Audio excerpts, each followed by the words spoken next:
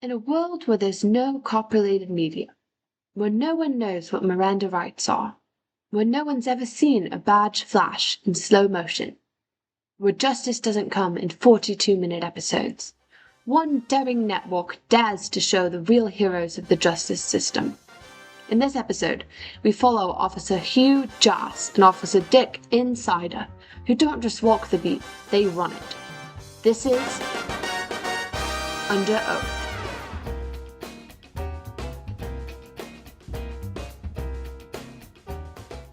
Case 4, the Hug and Kiss Disappearance.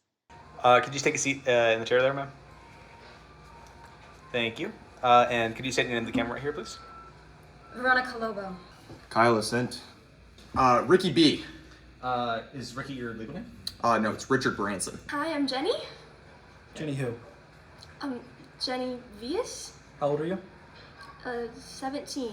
18 in a few months. 17. I'm 52. Okay. How old is your husband? 78. And who is he? He's the mayor. 37. And what do you do for a living?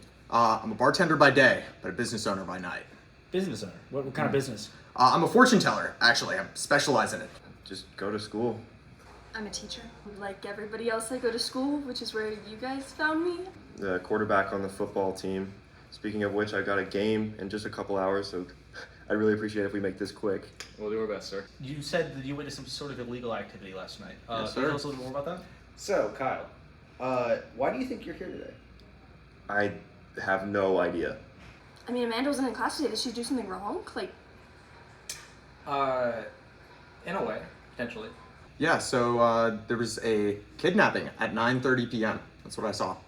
Are you sure? 9:30? Approximately. We've been told you have a close relationship with Amanda H. Have you Yeah. seen her today? No, I haven't seen her today. When was the last time you heard from her?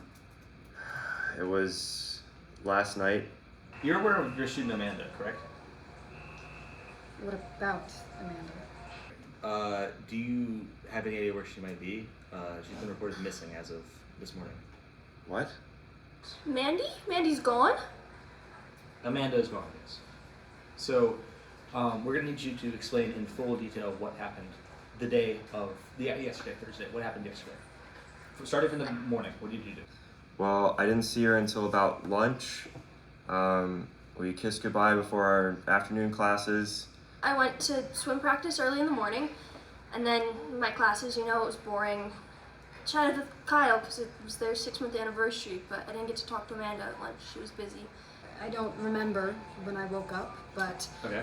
I went to my AP Literature class at 2:15. Right, so I wake up at 11 a.m. as a man normally does. I gotta attend to my personal business though, right? I gotta advertise my fortune telling business. It's it's a hard life out here.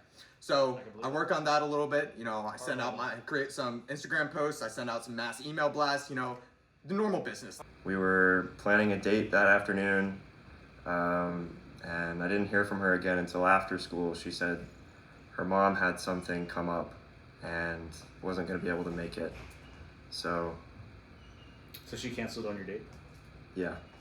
And then I had book club from 5 to 8. And I attended the charity gala at the Gauntlet Museum from 8 to 9:30. How long have you known Kyle? Since we were little, our parents are friends, and you know how it is. How would you describe him? Kyle, he's a really sweet guy. I was helping him plan their 6-month anniversary. We were talking about the florist and about what he wanted to get her for dinner. And, So he had plans with Amanda the night that she went missing. well, she canceled those plans. And then that evening, I attended a bar with a friend. You attended a bar? Yes. 9 p.m. I get off of work, so I normally hop outside, take a swig, and then smoke a cigarette. By this time, it's probably 9:15, 9:20, and I start walking slowly to the corner where I do my fortune telling business. And then I heard from my friend, Jenny. She said, She was cheating on Kyle. With who? Do I really have to tell you that? she was whoring herself out and cheating on me with an older man. Sorry, when was this? This was That was about 9 in the afternoon. 9:30? Yeah, Okay. something like that. So, what happened in between what time would you say she canceled the date?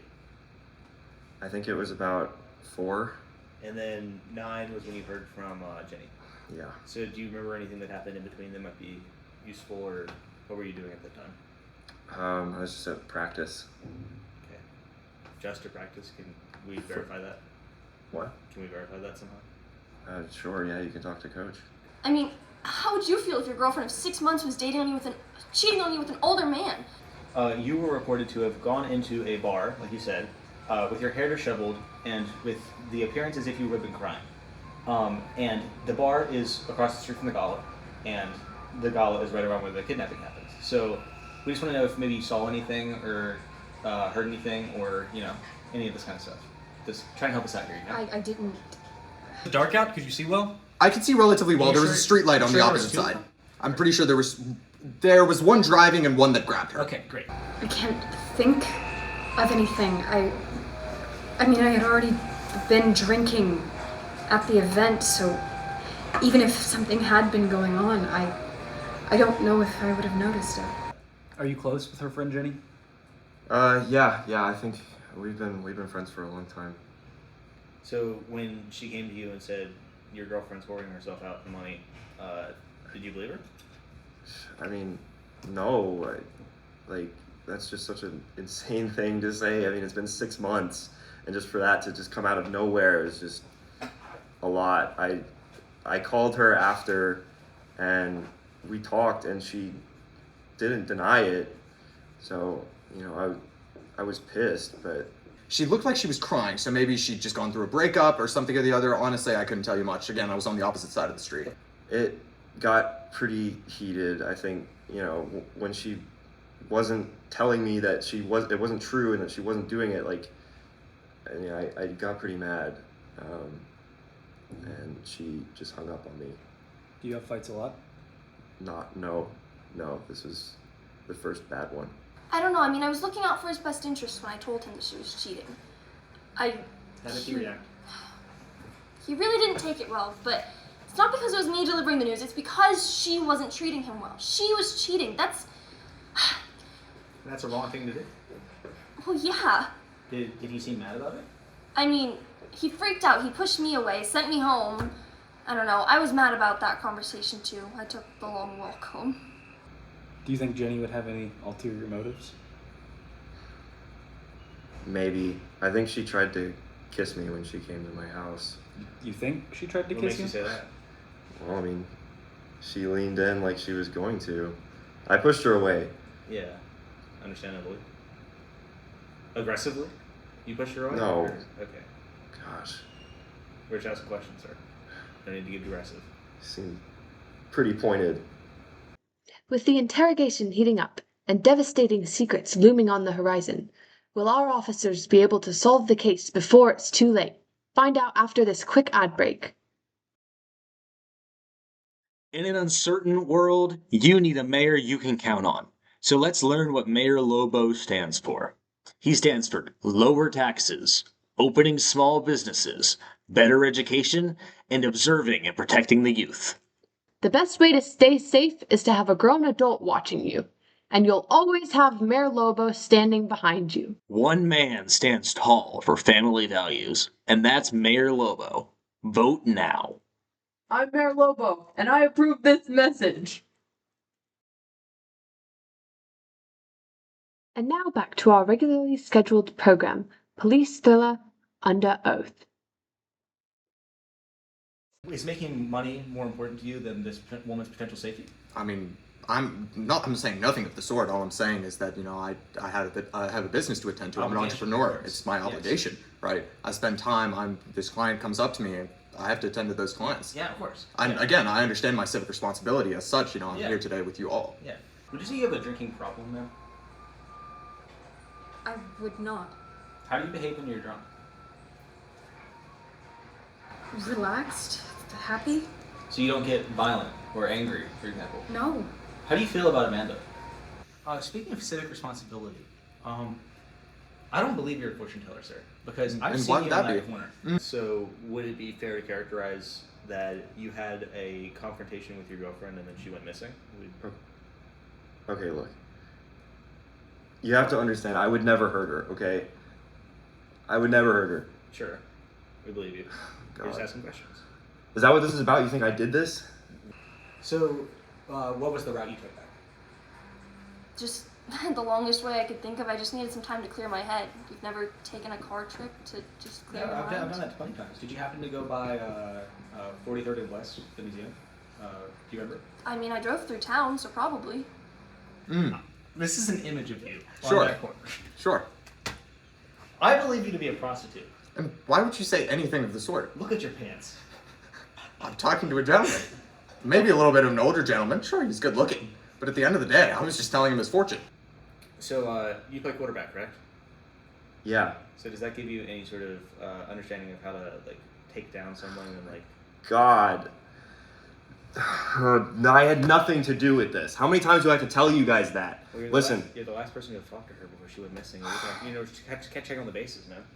If you're allegedly willing to put these outfits on and then take them off for the pleasure of other men for money, are you willing to kidnap a young girl for money? I'd do anything of the sort. Again, am I not free to wear the clothes that I prefer? So you're saying you're not interested in girls? So here's the thing that doesn't add up about that. Your place on the gala is purely ceremonial, as reported by the members of the board of the Gotham Museum. They claimed that you had almost no involvement with the event, and that you only showed up to sort of gain social points. And so why would you be crying after such an event? Like I said, I don't know. It could be for any matter of reasons. The gala was long. I drank a lot. Can you give me an example of a fortune that you would tell? Something like, I come up to you and I'm like, I'm lonely. Right. And I can tell you that, there's a very handsome man. I'd have to look at you first, but I could be like, all right, I think you look you look a lot like a homosexual to me. Sir, we're just asking questions. I'm gonna have to ask you to calm down. You can't ask me to do anything. Listen, I have a game and I'm going to go to it. I have balls to play with. How many of your fortunes start with, you look like a homosexual to me? So, we have an eyewitness testimony that estimates that Amanda was kidnapped at around 9:40, which, based on the location of Kyle Taos, we talked to him earlier today, if you're taking this long way home, you would have been around the area at that time. I don't know. I mean, I might have been there at a different time. You might have? I drove past the park. I drove past everything. At the library, the museum. What difference does it make? Why do you need to know where I was? We're just trying to ask all the questions.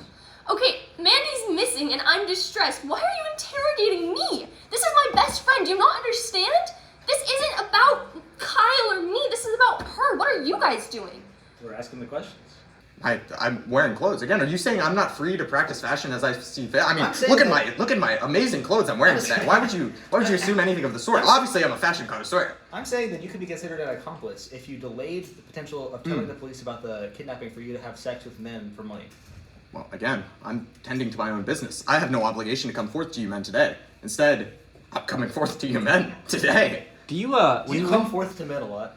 Depends on the day. Does your husband mind you going to the bar? My husband and I don't talk a lot. Why is that? He's busy with work. Do you know what he was doing from 9:30 to 3? No, sir, I do not. Wouldn't it be rather suited you ask him these questions? How long have you known about this sex for money situation? I don't know. It's been a few weeks. It's been a few weeks. I mean, it's not my job to parent her, to tell her what she can and can't do. But would you consider it potentially your responsibility if that led to her kidnapping and you could have essentially prevented this by telling a trusted adult? Mandy going missing is not on me. I do everything I can to make sure she is making good choices, okay? I want my future to be successful, and I want her future to be successful. And it's not my problem what she does on her own time. There was an eyewitness report that said that you were distraught about something your husband had been doing, and then you downed another drink. Can you tell us a little bit more about that?